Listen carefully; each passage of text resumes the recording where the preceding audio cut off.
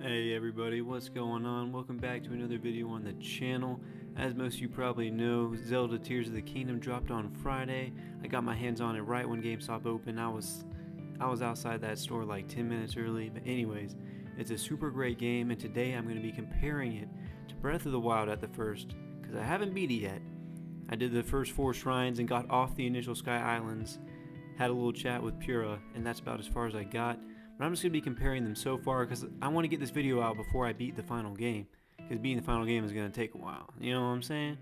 Anyways, let's go. Alright, so the first thing I want to say about this game is the cutscenes are a lot better. They are super awesome. The cinematics, the action, the angles, everything is super cool. And of course, like, just look at Ganon in these things, bro. He is actually scary. Like, I think this game is just starting off a lot more, like, strong and, like, exciting. Because the last game kind of eased you into it since it was a whole new like form of Zelda, like a brand new game. Kind of just like chill, but this game's like, nah, I'm taking all your hearts, you little bitch. What are you gonna do about it? You know what I'm saying? So it knocks you down to 3 hearts immediately, smashes your master sword, and just look at that, man. Graphics are insane. I don't really know the specifics on if the graphics are better. I know they released a better graphic version for the 1080p Switch with the 60 frames per second.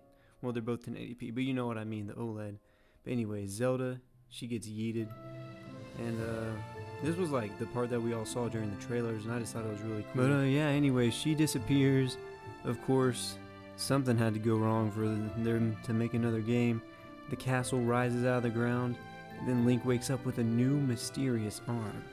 Something tells me that our arm's gonna have a lot of new abilities. So in Breath of the Wild, when you wake up, you just got a short walk outside. You don't really learn that much. You scan the Sheikah Slate. But in this game, you like dive, do a couple of cool dives. I was like, dang, I wasn't expecting that. And I think they added a little bit more like water droplet splashes when you're jumping from a high area. They're like, just look at that. Kind of like a little miniature rain shower. And then I remember this part in the first game, Breath of the Wild, was really cool. You like step out of the cave and it's a nice little landscape. But this game just turns that up to the max. Because you're like, holy crap, I'm in the sky, there's a volcano. What are all those other sky islands? How am I going to get there? How am I going to get down from here? Your mind is running like 100 miles a minute. And that's a really cool part. And then you full send. And the skydiving in this game is super satisfying.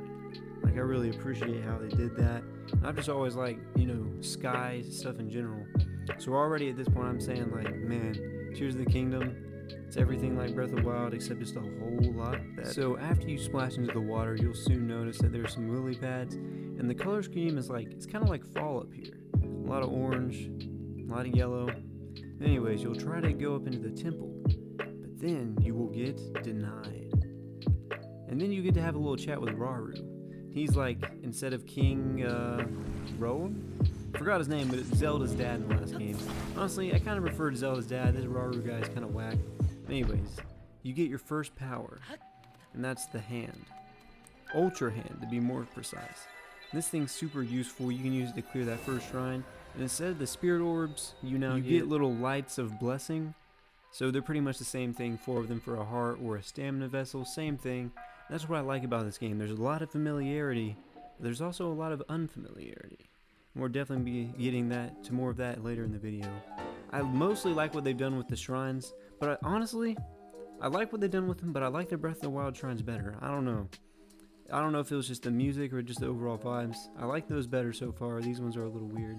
But as you can see, I built myself a nice little boat to cross some water here. There's just a lot of possibilities with this new ability. I really like this one. And as you can see, there are some devices as teased in the trailers. You got your battery pack, and these things can help you a lot. Just, it is really some breathtaking views when you're on those railroads. Now the next ability, Ascend, and this ability does just that. It's super cool looking, like I said. They really upped the ante on the visuals here. But you can pretty much, as long as you're directly under something that's like kind of flat, you can go like straight up through it. And sometimes it'll have a little loading scene where it looks like you're in an alternate dimension, or sometimes you'll just be able to pop your head up right through without the loading. So the Ascend is probably my favorite. I skipped over the fusion part because it was in all the trailers. You guys already know what that's all about. Not a huge fan of that. It's a little overcomplicated, but it's still cool. It's still cool. And now here, Zelda's going to be giving you the rewind feature. And it has a super cool like Japanese symbol. I have no clue what that means. Probably rewind. But it reminds me of the stasis function back in the day in the old game. Except it'll make things go into reverse. So anyways, this game I think definitely both of the games don't hold your hand, but this game holds your hand a little bit less since they already assume you are familiar with the controls. And also another quick sad thing, they fixed the glitch where you could whistle and run and have unlimited sprinting, but I guess that one kind of had to go. Now check out this bird thing I'm on right now. It's like really nice. I know this whole video it's been a little bit of a summary as well and just my thoughts on it, but I just wanted to show you guys the world so I can give you guys my final opinion coming up. So anyways, here's some cutscenes right before you're about to jump off. You've gotten your first heart, you've barged in through the walls, and basically you just give the Master Sword to Zelda right here, and she kind of runs off with it. I think she repairs it a little bit. Anyways, the visuals here are just very cool.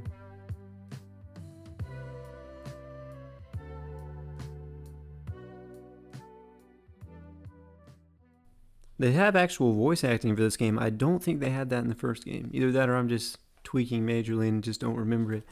But that's a cool part. So basically, that's all I've played so far. I think Tears of the Kingdom is much more fun than Breath of the Wild so far.